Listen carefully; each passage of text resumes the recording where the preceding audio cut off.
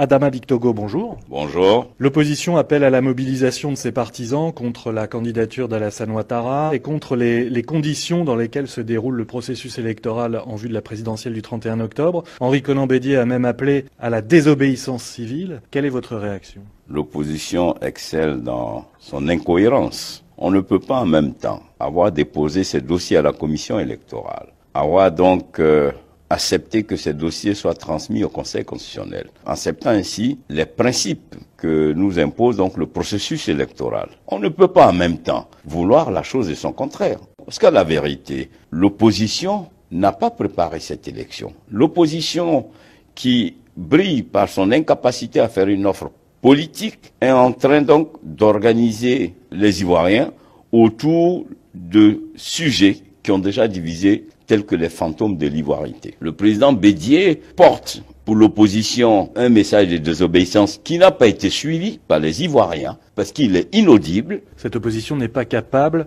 de mobiliser sur le terrain massivement, contrairement au RHDP, c'est ce que vous dites. Tout à fait. C'est une opposition aux abois qui a du mal à mobiliser pour deux raisons.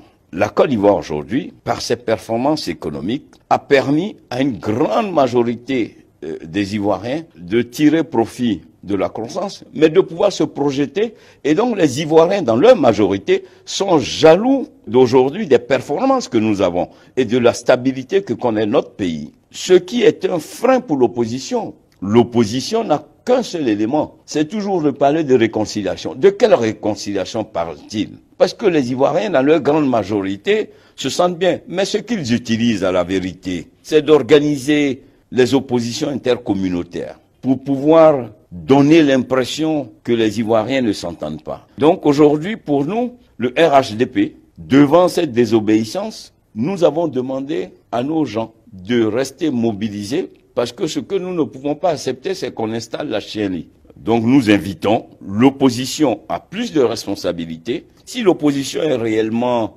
sûre d'elle-même, cohérente, comme il parle aujourd'hui d'être unie, mais dès lors que le président Bédier a été retenu, que le premier ministre Afin Guessan a été retenu, ils peuvent porter le flambeau de l'opposition. C'est parce qu'ils ont peur à la vérité. Le représentant de l'ONU en Afrique de l'Ouest, Mohamed Ibn Chambas, est à Abidjan en ce moment. Lundi, il a appelé les acteurs politiques à la concertation. Qu'est-ce que ça vous inspire? La concertation a toujours existé. Il y a eu le dialogue politique.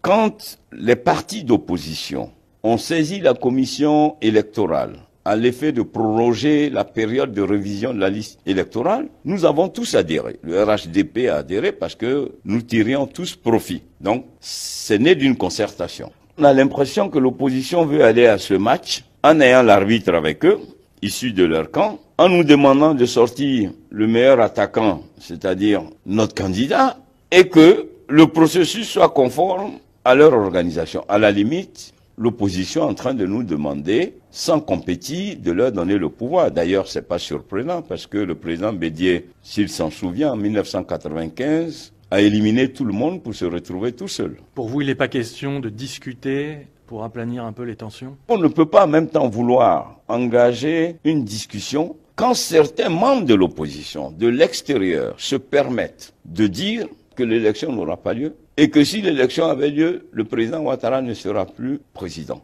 Vous faites allusion à Guillaume Soro.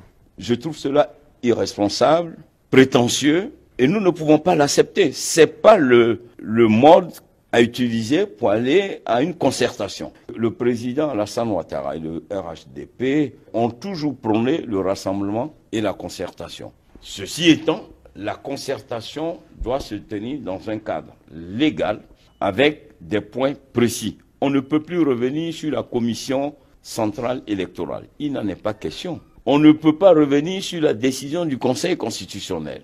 Pas question d'un report du scrutin. Il n'y a pas de raison de reporter les élections. D'abord, la date est constitutionnelle, d'une part. Et deuxièmement, jusque-là, la commission électorale a fait un parcours sans faute. La révision électorale s'est bien passée. Les parrainages, pour ceux qui ont respecté les normes, ont pu avoir leur parrainage. Beaucoup contestent. Si vous regardez ceux qui contestent, c'est ceux qui, à la réalité, n'ont aucun poids politique. Dans tous les cas, ils auraient contesté. Donc je pense qu'il n'y a rien aujourd'hui qui puisse justifier un report des élections. Nous, nous sommes en ordre de bataille parce que ce qui compte, c'est gagner les élections. Et nous, le RHDP, nous nous sommes organisés pour gagner cette élection. Si l'opposition appelle au boycott, est-ce que vous ne craignez pas une crise post-électorale grave? La crédibilité d'une élection ne se juge pas au nombre de participants. La crédibilité d'une élection se juge par la qualité du processus et très souvent par le taux de participation à l'élection. Si les Ivoiriens ne boudent pas l'élection et que des candidats refusent d'y aller, l'élection demeure crédible et légitime. Adama Bictogo, merci.